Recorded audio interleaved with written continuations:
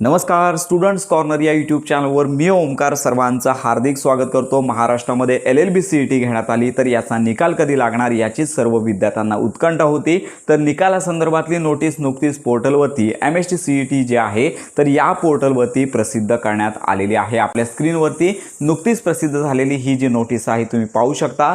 तर या नोटीसमध्ये अतिशय स्पष्टता देण्यात आलेली आहे। तुम्ही पाहू शकता की BEd CET असेल LLB 3 वर्षाचा जो अभ्यासक्रम आहे याच्यासाठी जी CET घेण्यात आली होती, तर याची जी पहिली उत्तरपत्रिका आहे म्हणजे पहिली स्टेप आहे ती प्रसिद्ध करण्यासंदर्भातली नोटीस याच्यामध्ये देण्यात आलेली आहे। त्यानंतर सर्वच कॅन्डिडेटना 1 मे या दिवशी LLB CET अंतर्गत 3 वर्षाचा जो कोर्स आहे यासाठी तुम्ही CET दिली असेल तर याची जी आन्सर की आहे पहिली उत्तरपत्रिका 1 मेला तुम्हाला तुमच्या लॉग इनमध्ये पाहता येणार आहे। आणि लक्षात घ्या की फक्त तुम्ही दिलेले आन्सर आणि त्याचं अचूक उत्तर हे तुम्हाला पाहता येणार आहे। या संदर्भात तुम्हाला काय आक्षेप नोंदवायचे असेल तर प्रत्येक आक्षेप आणि हरकतींसाठी 1000 रुपये तुम्हाला शुल्क द्यावा लागेल आणि त्याचबरोबर अधिकृत देखील पुरावा तुम्हाला अपलोड करावा लागणार आहे। आणि त्याच्यानंतर 1 ते 3 तारखेपर्यंत तुम्हाला ही आन्सर की आहे ती पाहता येणार आहे। त्याच्यानंतर विद्यार्थ्यांनी घेतलेल्या आक्षेप आणि हरकती यांचा विचार करून विद्यार्थ्यांना पुन्हा रिवाइज जो निकाल आहे तो लावला जातो। म्हणजे याच्यामध्ये पुन्हा आन्सर की प्रसिद्ध केली जात नाही।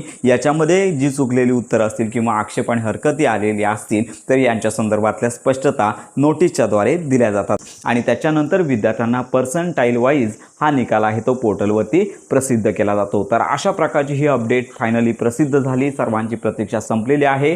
तर ही महत्त्वाची माहिती सर्वांपर्यंत नक्की शेअर करा। LLB 3 वर्षाचा जो अभ्यासक्रम आहे तर याची CET पासून अगदी कॉलेज ॲडमिशनपर्यंत प्रॉपर माहितीसाठी आपल्या स्टुडंट्स कॉर्नर या यूट्यूब चॅनलच्या कनेक्टमध्ये राहा।